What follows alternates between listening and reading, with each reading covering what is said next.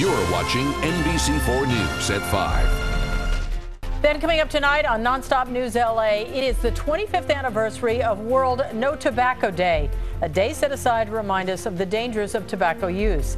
Tonight at 7 o'clock, tips on kicking the habit for good, plus how doctors are now detecting lung cancer a lot earlier. And of course, you can watch the show on our digital 4.2 channel, California Nonstop.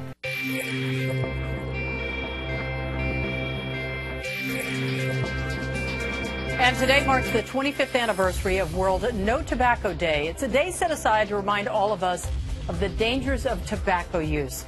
According to the World Health Organization, 6 million people die from tobacco use every year around the world. And here in the U.S., cigarette use is responsible for roughly 1 in 5 deaths every year.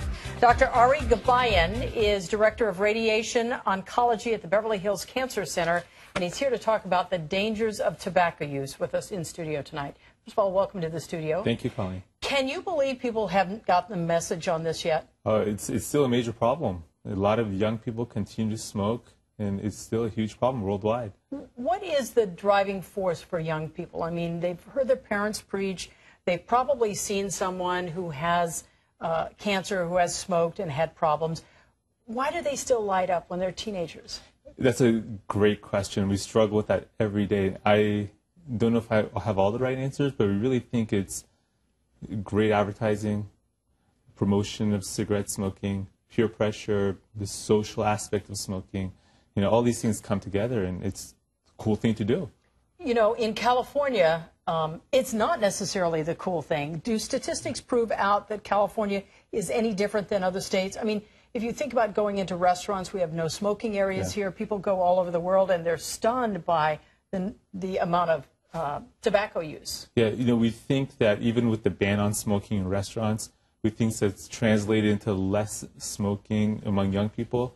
You know, data is really not quite out there yet. California may be a little bit different than the rest of the country, but other parts of the country and worldwide, still a major problem. Okay, so you see it firsthand. What are the dangers of tobacco use here? Oh, yeah, I see it every day. You know, we see it from multiple types of different cancers that are caused by smoking, particularly lung cancer, which is a it's a #2 killer among people for cancer-related deaths. And in terms of recovery from cancers related to tobacco use, what's the recovery rate? I mean, is it as deadly as, let's say, melanoma and things of that ilk? Absolutely. It is. Lung cancer is a #2 killer in both men and women. I'm sorry, #1 killer in both men and women, #2 most diagnosed cancer. So it's a very, very deadly cancer. Very high mortality rate. Why is it so difficult once people start? Why is it so difficult to quit? It's really just lifestyle addiction, physiological addiction, psychological addiction. It's just really difficult to get people to quit. There are a lot of new medications out there. There are a lot of resources out there. But even with all that, it's still very difficult to get people to quit. What would you say to someone who said, you know, I've smoked for 20 years. I've already done the damage. What's the point in me stopping now? Well, we know that even if you're a long-term smoker, even after you quit, your reduction in mortality from lung cancer is significant. You can go back to almost near normal levels of the normal population. So there is a huge benefit to quitting. Even if you smoke for many years. All right, I'm going to throw a couple things out at you, and I just want you to say yay or nay, true or false. You know, I'm only a social smoker. I smoke on the weekends. I have 1 or 2 when I'm around friends at a party. Yeah. What would you say to that? I would say that's false. I mean, most people who say they're social smokers, it's usually a gateway. You know, they start off as a social smoker. They say it's only with a drink at parties, but eventually they start smoking more and more. And you know what? Even a little bit of exposure is still exposure to cigarette smoke, so even that's dangerous. I don't smoke cigarettes. I only smoke cigars once in a while, maybe 2 or 3 a week. That couldn't be killing me. False again. Cigars are related to mouth cancers, throat cancers. They may not be as high of an incidence of lung cancers, but significant for mouth cancers.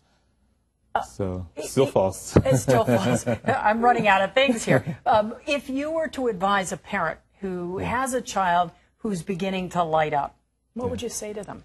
You know, I think it's very important for parents to be involved in their children's lives, not to turn the other way, not to think it's just something they're going to grow out of, to really sit down, talk to them, get intervention, get help, it's, you know, those early years where there's peer pressure, it's very important to prevent them from smoking in the first place. Because most people who become lifelong smokers are people who pick it up in their teens and 20s. All right. Well, thank you so much for coming in. We certainly Thank you so appreciate much. it.